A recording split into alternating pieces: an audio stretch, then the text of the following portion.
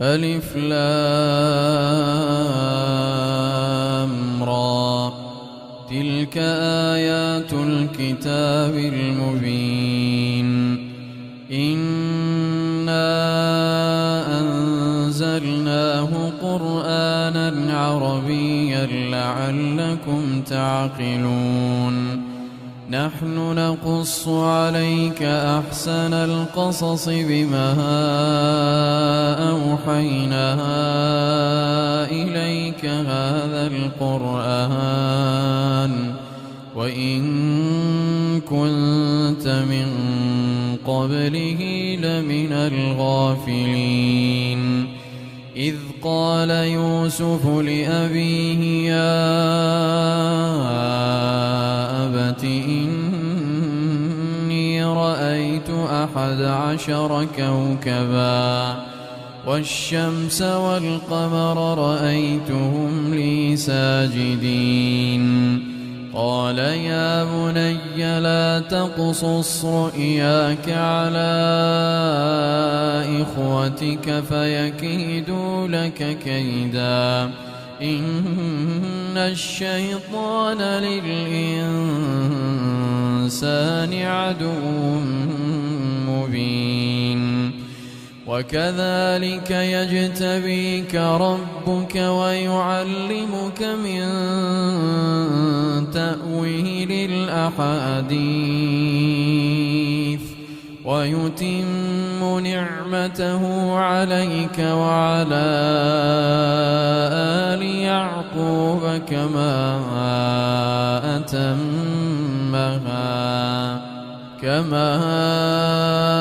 أتمها على أبويك من قبل إبراهيم وإسحاق إن ربك عليم حكيم. لقد كان في يوسف وإخوته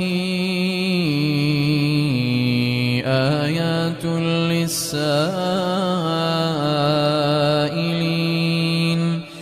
إذ قالوا ليوسف وأخوه أحب إلى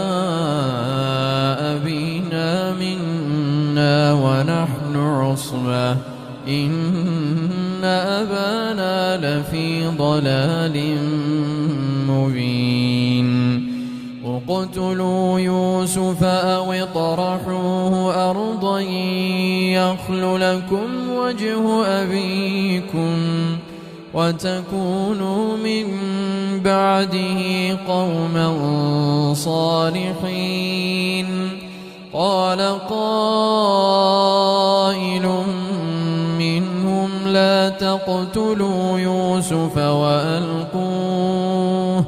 وألقوه في غيابة الجب يلتقطه بعض السيارة إن كنتم فاعلين. قالوا يا أبانا ما لك لا تأمنا على يوسف وإنا له لناصحون. أرسله معنا غدا يرتع ويلعب وإنا له لحافظون. قال إني ليحزنني أن تذهبوا به وأخاف أن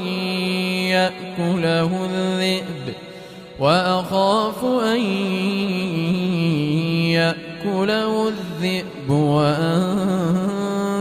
عنه غافلون. قالوا لئن أكله الذئب ونحن عصبة إنا إذا لخاسرون. فلما ذهبوا به وأجمعوا أن يجعلوه في غيابة الجب وأوحينا إليه لتنبئنهم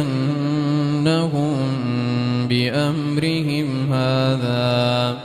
وهم لا يشعرون وجاءوا أباهم عشاء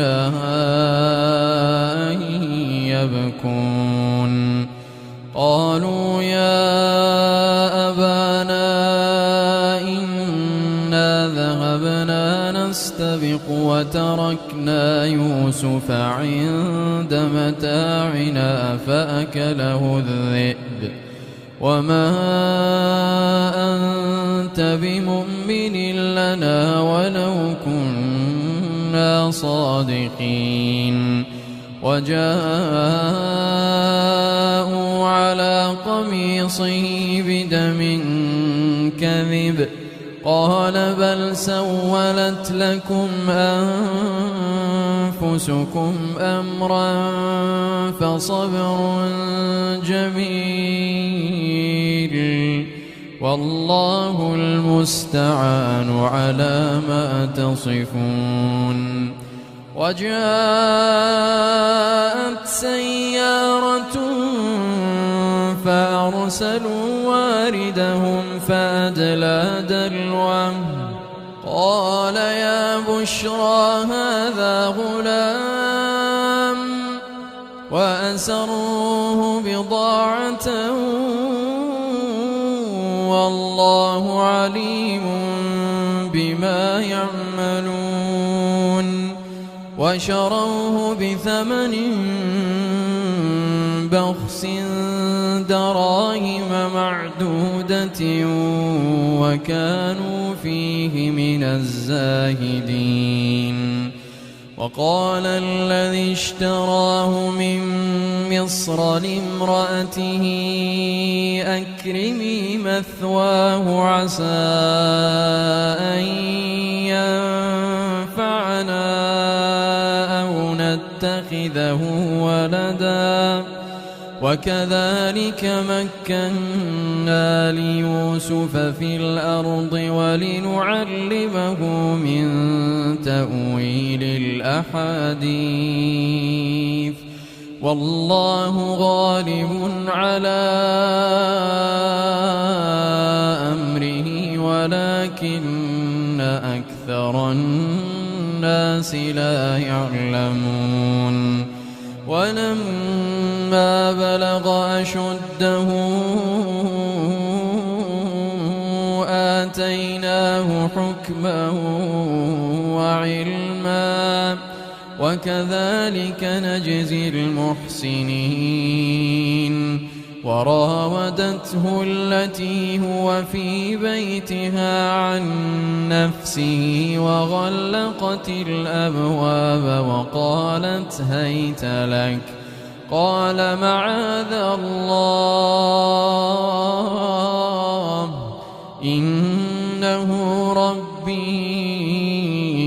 أحسن مثواي إنه لا يفلح الظالمون ولقد همت به وهم بها لولا أن رأى برهان ربه كذلك لنصرف عنه السوء والفحشاء إنه من عبادنا المخلصين واستبق الباب وقدت قميصه من دبر وألف يا سيدها لدى الباب واستبق الباب وقدت قميصه من دبر وألف يا سيدها لدى الباب قالت ما جزاء من أراد بأهلك سوءا إلا أن يسجن أو عذاب أليم قال هي راودتني عن نفسي وشهد شاهد من أهلها إن كان قميصه قد من قبل فصدقت إن كان قميصه قد من قبل فصدقت وهو من الكاذبين وإن كان قميصه قد من دبر فكذبت وهو من الصادقين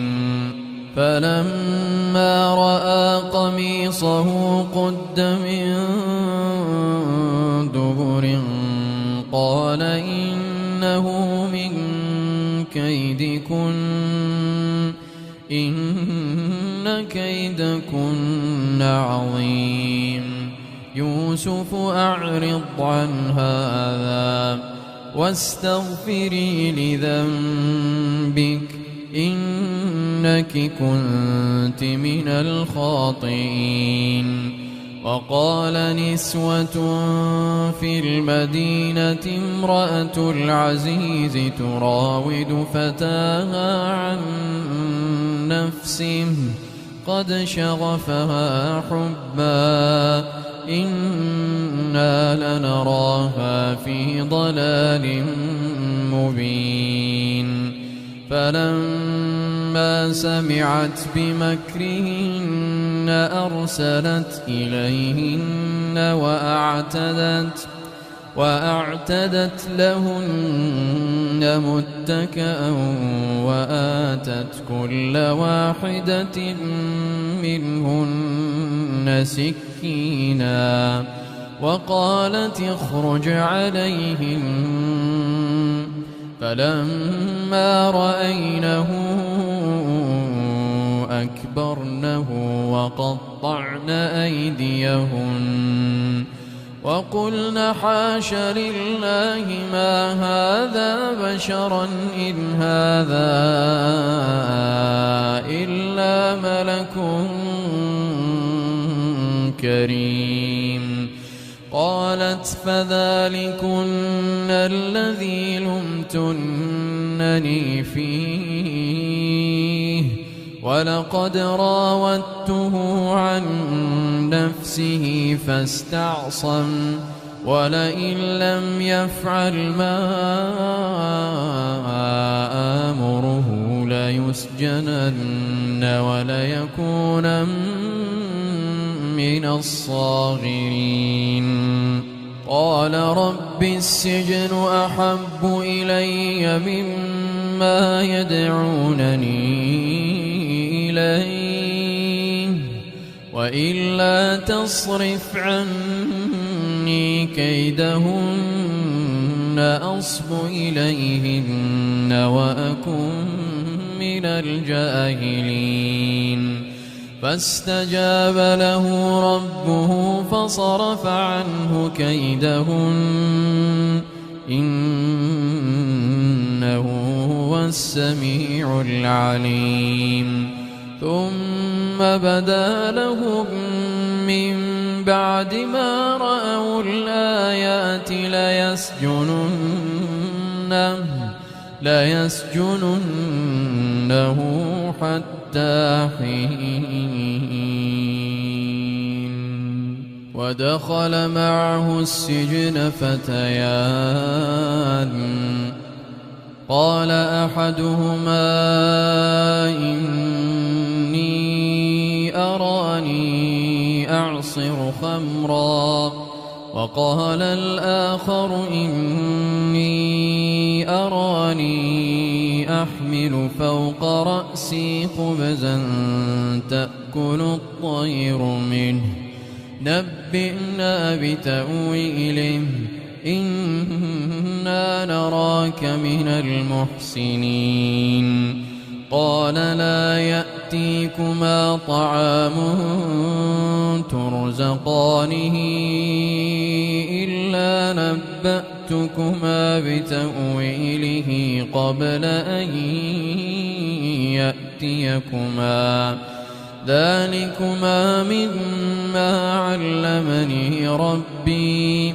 إني تركت ملة قوم لا يؤمنون بالله وهم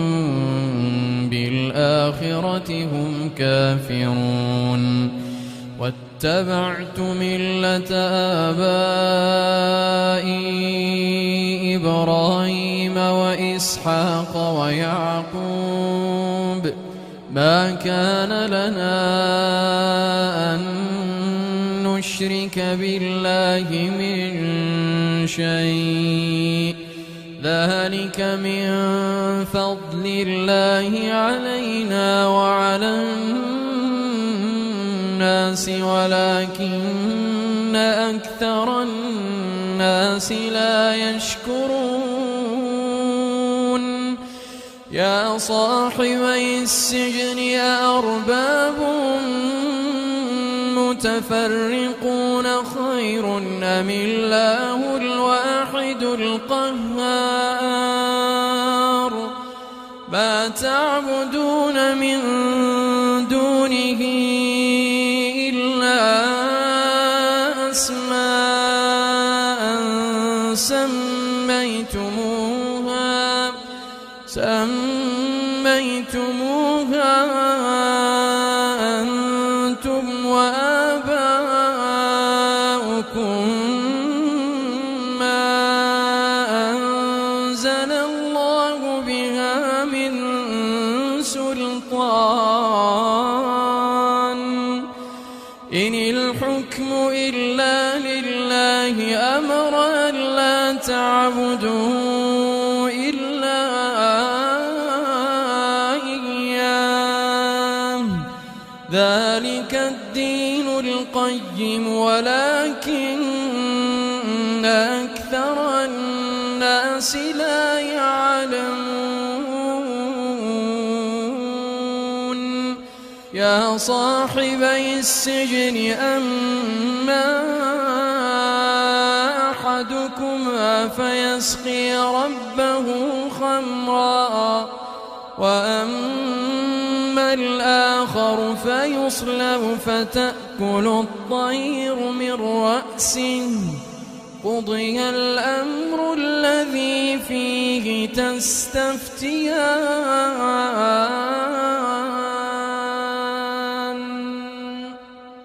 وقال للذي ظن أنه ناج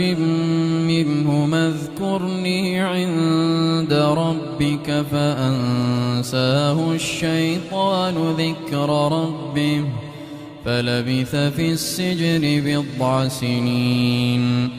وقال الملك إني أرى 7 بقرات سمان يأكلهن 7 عجاف و7 سنبلات خضر وأخر يابسات يا أيها الملأ أفتوني في رؤياي إن كنتم للرؤيا تعبرون قالوا أضغاث أحلام وما نحن بتأويل الأحلام بعالمين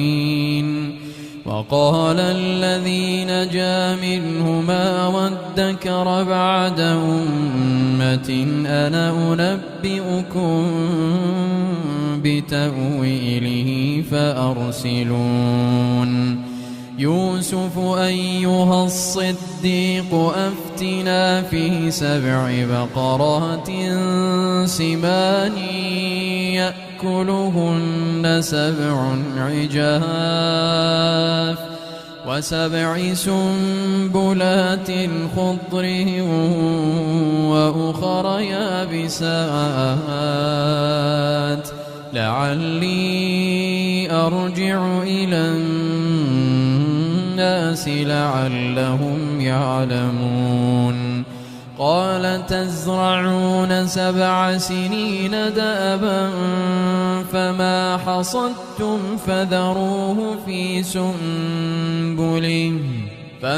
حصدتم فذروه في سنبله إلا قليلا مما تأكلون ثم يأتي من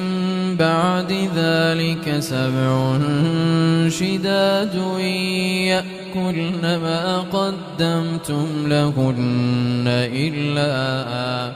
إلا قليلا مما تحصنون ثم يأتي من بعد ذلك عام فيه يغاث الناس وفيه يعصرون وقال الملك ائتوني به فلما جاءه الرسول قال ارجع إلى ربك فاسأله ما بال النسوة اللاتي قطعن أيديهن إن ربي بكيدهن عليم قال ما خطبكن إذ راوتن يوسف عن نفسه قلنا حاش لله ما علمنا عليه من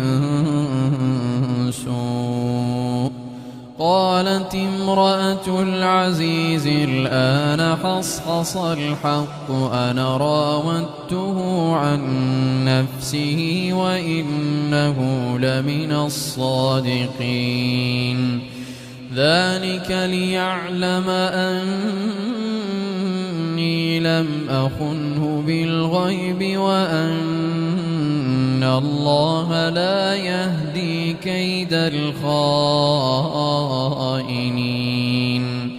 وما أبرئ نفسي إن النفس لأمارة بالسوء إلا ما رحم ربي إن ربي غفور رحيم وقال الملك ائتوني به أستخلصه لنفسي فلما كلمه قال إنك اليوم لدينا مكين أمين قال اجعلني على خزائن الأرض إني حفيظ عليم وكذلك مكنا ليوسف في الأرض يتبوأ منها حيث يشاء نصيب برحمتنا من نشاء ولا نضيع أجر المحسنين ولأجر الآخرة خير للذين آمنوا وكانوا يتقون وجاء إخوة يوسف فدخلوا عليه فعرفهم وهم له منكرون ولما جهزهم بجهازهم قال ائتوني بأخ لكم من أبيكم ألا ترون أني أوفي الكيل وأنا خير المنزلين فإن لم تأتوني به فلا كيل لكم عندي ولا تقربون قالوا سنراود عنه أباه وإنا لفاعلون وقال لفتيانه اجعلوا بضاعتهم في رحالهم لعلهم يعرفونها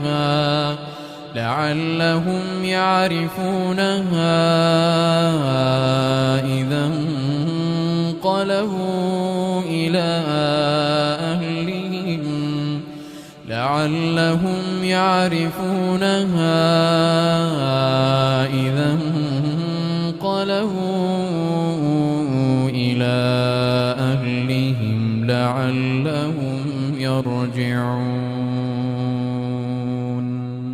فلما رجعوا إلى أبيهم قالوا يا أبانا منع منا الكيل فأرسل معنا أخانا نكتل وإنا له لحافظون قال هل آمنكم عليه إلا كما أمنتكم على أخيه من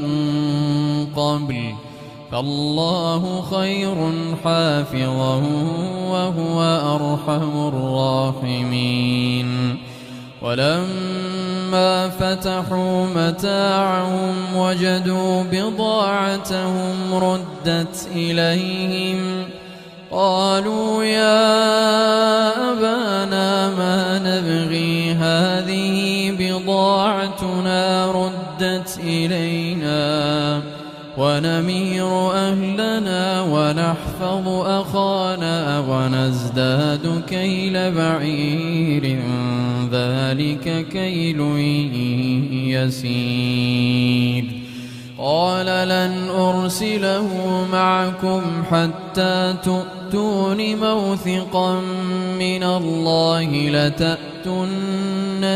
به إلا أن يحاط بكم فلما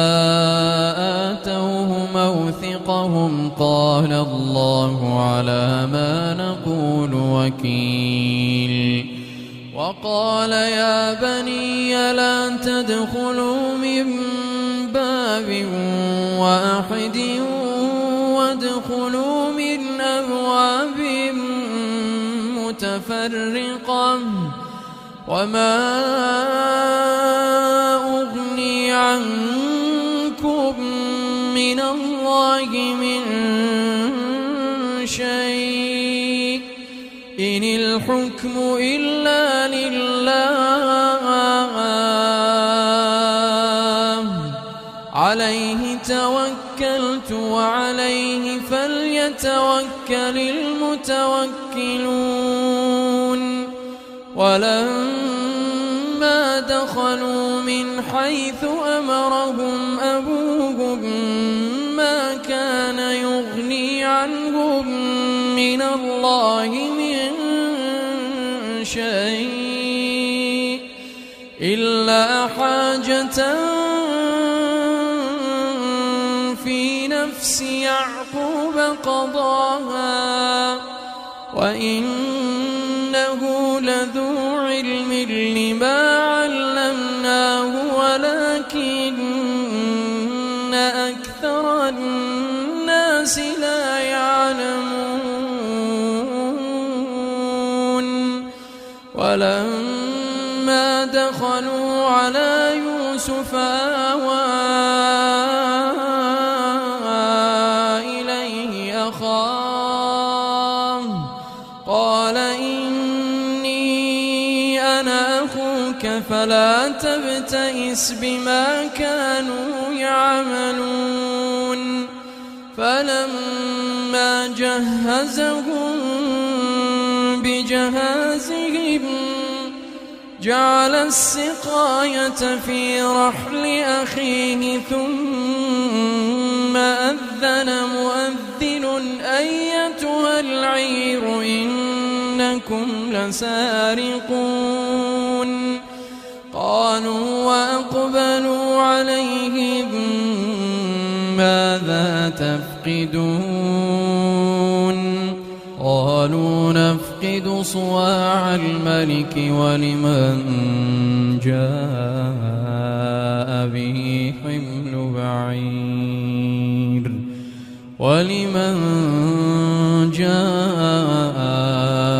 به حمل بعير وأنا به زعيم قالوا تالله لقد علمتم ما جئنا لنفسد في الأرض وما كنا سارقين قالوا فما جزاؤه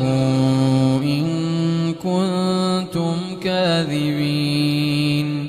قالوا جزاؤه من وجد في رحله فهو جزاؤه كذلك نجزي الظالمين فبدأ بأوعيتهم قبل وعاء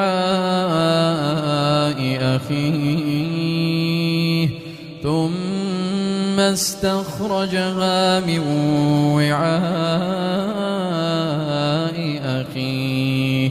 كذلك كدنا ليوسف ما كان ليأخذ أخاه في دين الملك إلا أن يشاء الله نرفع درجات من نشاء وفوق كل ذي علم عليم قالوا إن يسرق فقد سرق أخ له من قبل فأسرها يوسف في نفسه ولم يبدها لهم قال أنتم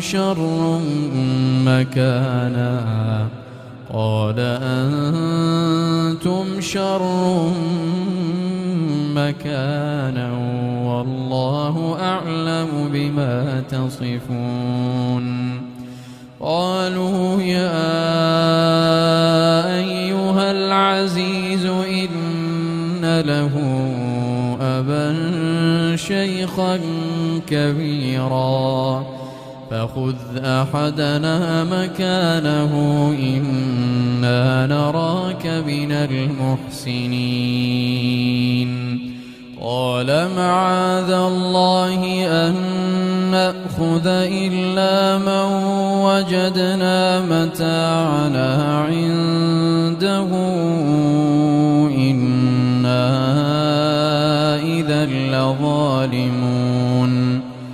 فلما استيئسوا منه خلصوا نجيا قال كبيرهم ألم تعلموا أن أباكم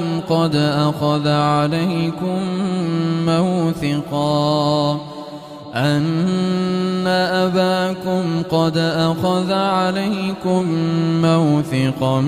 من الله ومن قبل ما فرطتم في يوسف فلن أبرح الأرض حتى يأذن لي أبي أو يحكم الله لي وهو خير الحاكمين ارجعوا إلى أبيكم فقولوا يا أبانا إن ابنك سرق وما شهدنا إلا بما علمنا وما كنا للغيب حافظين واسأل القرية التي كنا فيها والعير التي أقبلنا فيها وإنا لصادقون قال بل سولت لكم أنفسكم أمرا فصبر جميل عسى الله أن يأتيني بهم جميعا إنه هو العليم الحكيم وتولى عنهم وقال يا أسفا على يوسف وابيضت عيناه من الحزن فهو كظيم قالوا تالله تفتأ تذكر يوسف حتى تكون حرضا أو تكون من الهالكين قال إنما أشكو بثي وحزني إلى الله وأعلم من الله ما لا تعلمون يا بني اذهبوا فتحسسوا من يوسف وأخيه ولا تيأسوا من روح الله إنه لا ييأس من روح الله إلا القوم الكافرون فلما دخلوا عليه قالوا يا أيها العزيز مسنا وأهلنا الضر وجئنا ببضاعة مزجاة فأوف لنا الكيل وتصدق علينا إن الله يجزي المتصدقين قال هل علمتم ما فعلتم بيوسف وأخيه إذ أنتم جاهلون قالوا أئنك لأنت يوسف قال أنا يوسف وهذا أخي قد من الله علينا إنه من يتق ويصبر فإن الله لا يضيع أجر المحسنين قالوا تالله لقد آثرك الله علينا وإن كنا لخاطئين قال لا تثريب عليكم اليوم يغفر الله لكم وهو أرحم الراحمين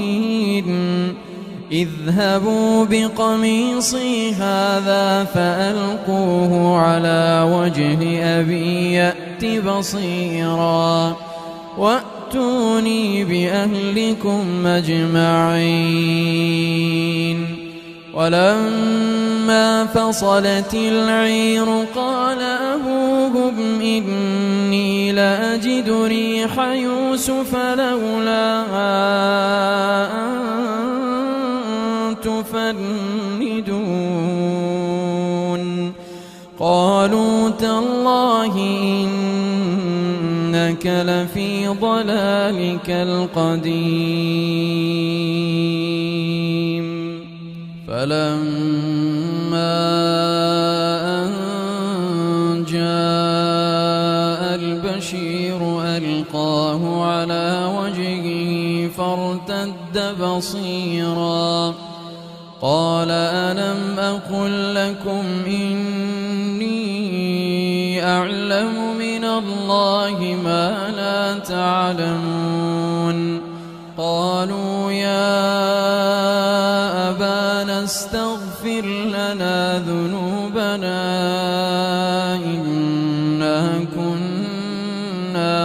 خاطئين قال سوف أستغفر لكم ربي إنه هو الغفور الرحيم فلما دخلوا على يوسف آوى إليه أبويه وقال ادخلوا مصر إن شاء الله آمنين ورفع أبويه على العرش وخروا له سجدا وقال يا أبت هذا تأويل رؤياي من قبل قد جعلها ربي حقا وقد أحسن بي إذ أخرجني من السجن وجاء بكم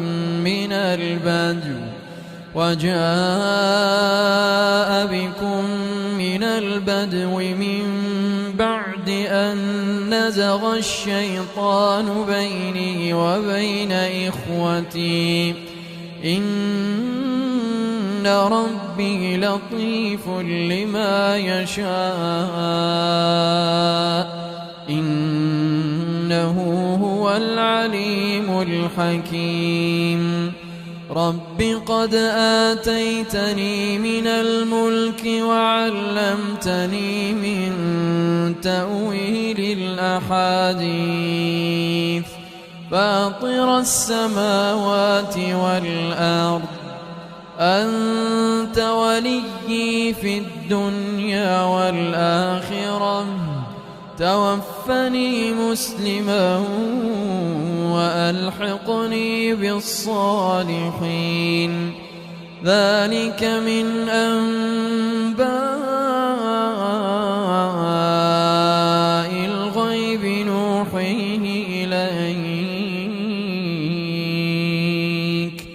وما كنت لديهم إذ أجمعوا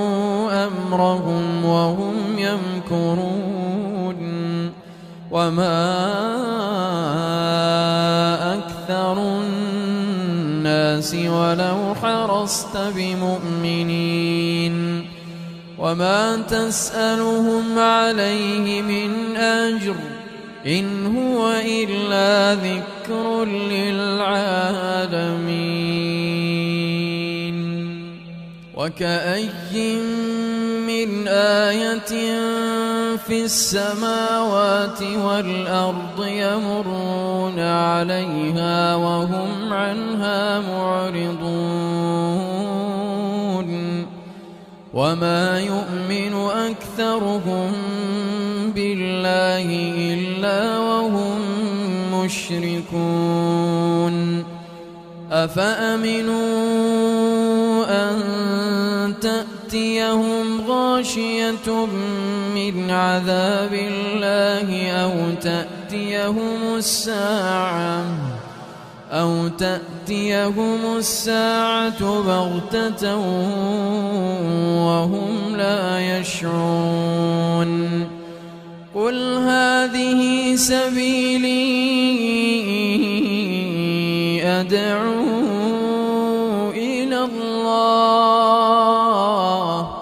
على بصيرة أنا ومن اتبعني وسبحان الله وما أنا من المشركين وما أرسلنا من قبلك إلا رجالا نوحي إليهم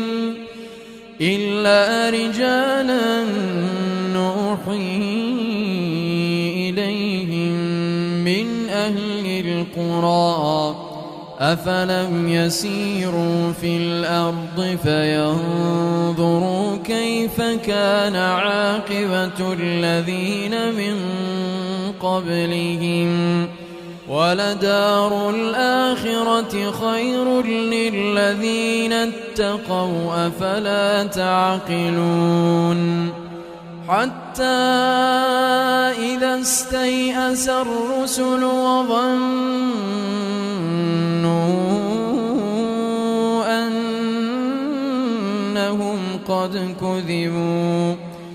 وظنوا أنهم قد كذبوا جاءهم نصرنا فنجي من نشاء ولا يرد بأسنا عن القوم المجرمين لقد كان في قصصهم عبرة لأولي الألباب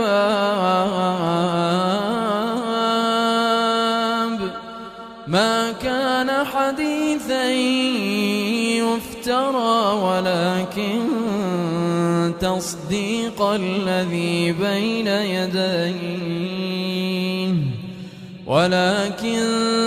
تصديق الذي بين يديه وتفصيل كل شيء وهدى ورحمة لقوم